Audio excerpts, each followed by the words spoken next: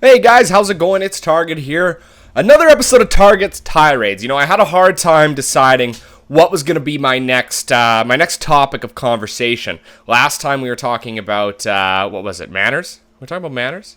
No, illnesses, people and vaccinations and stuff like that.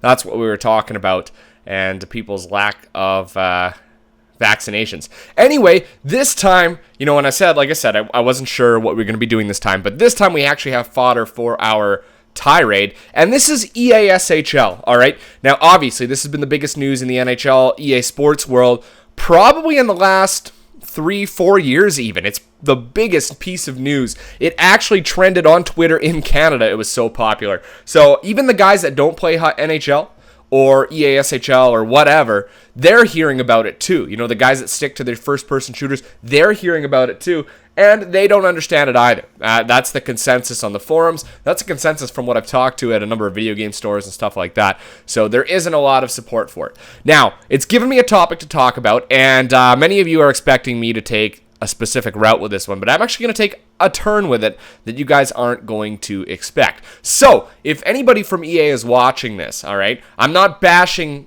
you in this video. That's definitely not what's going on here. I'm here to talk about why the lack of EASHL in NHL 15 on the next gen is a good thing, all right? Many of you are going to be like, what? How is that possibly a good thing? Let me get into it first off, all right? So EA has always used the skill stick as its pinnacle for innovation. Ever since that point in time, they always compare their newest and latest and greatest innovation to the skill stick, which came out in NHL 09. All right, everything from the new skating engines to puck physics to stuff like that. They compare that to the skill stick, as it should be, because the skill stick truly was a revolutionary piece of engineering for the game. It revolutionized the game. Absolutely.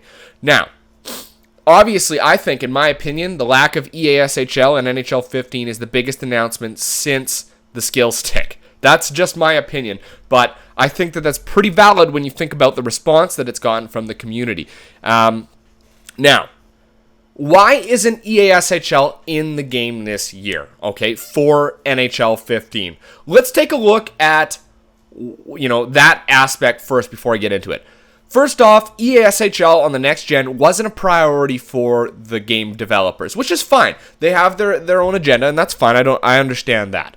The priorities that they put together for NHL 15 on the next gen were presentation, a complete graphics overhaul. As you can see from the trailers, it looks absolutely stunning. Can't wait to get my hands on the demo on August 26th. It's only a couple days away, so close. And also, Hockey Ultimate Team. Hockey Ultimate Team is one of the most popular game modes in the game.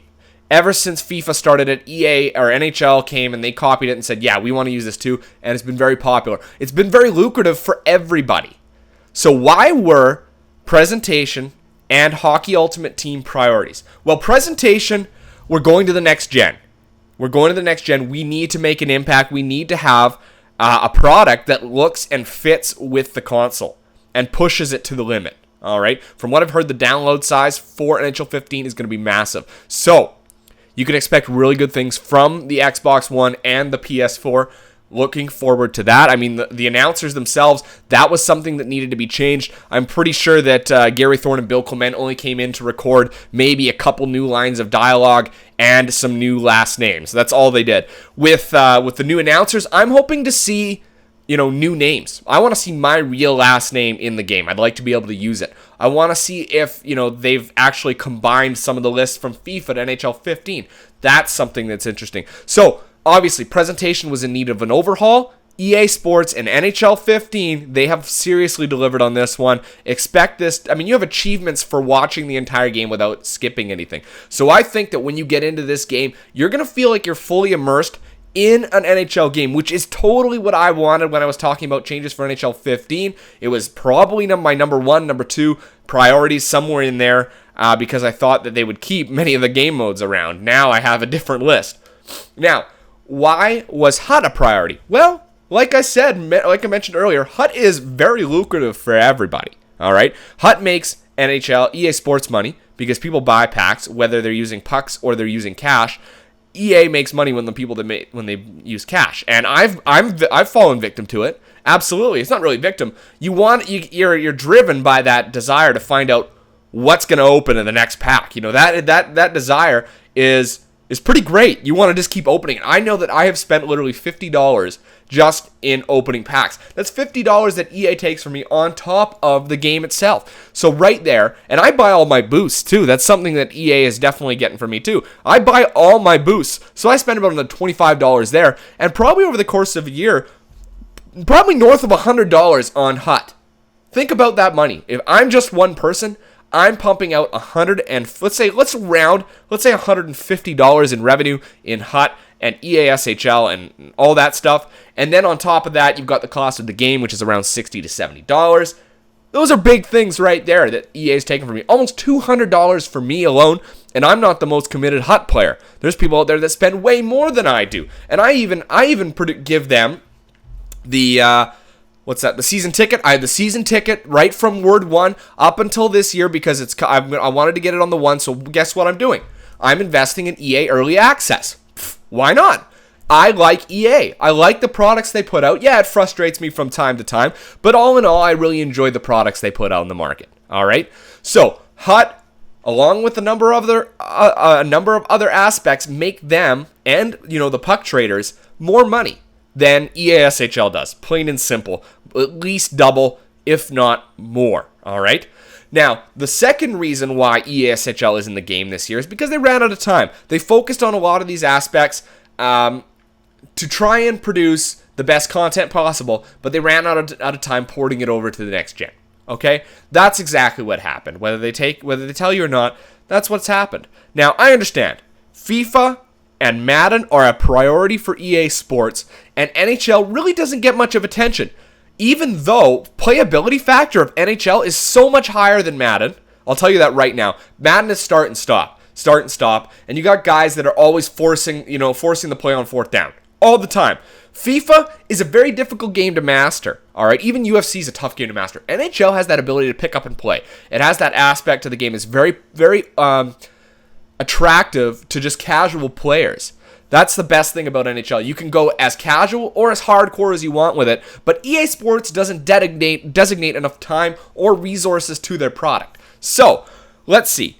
When NHL 14 came out, it was in September of 2013. All right? So, that was a couple of months before the Xbox One and the PS4 came out. Now, a thought might have been that NHL 14 would have been re-released for the Xbox One and for the PS4. Okay? They weren't. Madden and FIFA were both re-released for the Xbox One. Why? Because they have the resources to do it. They really do. They have a much bigger development team. But EA came and said, or the NHL series guys came and said, we are going to focus our energy into NHL 15 for the next gen. That's what we're going to do. We want to make sure that the product that we put out for you guys come September 2014 is amazing. They wanted to blow our minds. They wanted to give us a game that was revolutionary just in the fact that it was next gen. That's what they wanted to deliver. Now, the question here is, did they have enough time to do it? That's hard to say. It's hard to say what you're assigning everybody. I don't think that they were slacking. I don't think that's necessarily the case in this instance. But I think that they definitely could have had it in there. But, like I mentioned, there were priorities, and they took care of those priorities first. Now, that's all I'm going to say when I talk about in terms of why it wasn't in the game. All right? That's all I'm going to say on that. That's about half the video. But I'm trying to be very diplomatic about this, because I'm still going to bring you guys player builds. How? Because I'm buying, and they're getting me again, I'm buying NHL 15 for the Xbox One and for the 360. So any EASHL, I'm playing on the Xbox 360 so that I've got it, okay? And I'm going to be doing player builds and all that stuff, but my Be a GM, my Live the Lives, my Moments Lives, online shootouts, I don't know if it's in there, it should be, and online versus, HUT, it's all going to be on the one. The only thing that isn't going to be on the one are any EASHL games, and as well as, there's like a bug crawling on me, and player builds. That's what's going to be this year, guys. So you're going to get both. Don't worry about that. It's just anything that I can do on the one I will. Anything I can't, I've got the Xbox 360 version as well. That's what I'm delivering to you guys. That's the commitment I have to you guys to bring that content out. Now, like I said, like the title of this video is, why is the lack of EASHL in NHL 15 a good thing? And many people might not be able to see the positives in this, but I know what they are, and I'll tell you what they are right now. When NHL 13 came out, EA came and revolutionized. They not revolutionized, but they made some big changes to Club. They gave you the ability to, I think it was NHL 13, wasn't it? I could be wrong. Maybe it was 14. Maybe it was 14. Maybe it was this year. Yeah. Where, I think it was 14. Man, oh man, I got my years mixed up. But they basically, just this year or a couple years ago, they added the ability to add captains. It was this year. They changed around the league system, how that competitive nature worked. They changed a number of different things. They dedicated quite a few resources to EASHL. And that is not to be overlooked here, all right? The people at NHL know that this is a popular game mode. And I think that they are very disappointed in themselves for not being able to deliver on that for the next gen. I can guarantee you that there is definitely some regret about that, especially after the backlash that they've received from the community. Now, taking a year off from EASHL is good because why? Well, EA feels a little bit guilty now. Let's not lie. They feel a little bit guilty about not having this in EASHL. Like I said, it's a big regret for them. But now, they are going to come out balls to the wall, hardcore for NHL 16. You can guarantee it. They've already said that they're going to assemble a team of people to help collaborate and create ideas for NHL 16. That's an exciting idea right there. Now, I'm not going to lie, I've gone on Twitter and I've said a few things. Do I regret them? Maybe I guess I acted a little bit rashly. Okay, I acted a little rashly because I love the game mode so much. I'm passionate about it. But do I want to be left out from a group that could influence NHL 16's EASHL? Absolutely not. I'm not trying to sell myself out here, and I'm not trying to whore myself out to EA. But I think that myself, having played this game for so long, I've played every single NHL game since it came out, since it was NHL hockey, since it was NHL PA hockey, whatever. I played every single one. Okay, so I know these games inside and out, outside and in, and I have a lot of resources available just in my head, let alone my subscriber base, which can provide more input into what could be changed. Now, EA has an awesome opportunity here to revolutionize EASHL for NHL 16. They could make this game mode the best game mode in the game. Better than HUT, better than online versus, be a GM, live the life. They have the ability to do that. Now, this video isn't about what would I change for NHL 16. That's not what this video is about. This is just about why the lack of EASHL in NHL 15 is a good thing. And I'll tell you right now, any of you that love EASHL for NHL 15, buy it on the 360 or buy it on both. All right? Any of you that don't really care about it, just get it on the one. All right? Just get it on the one.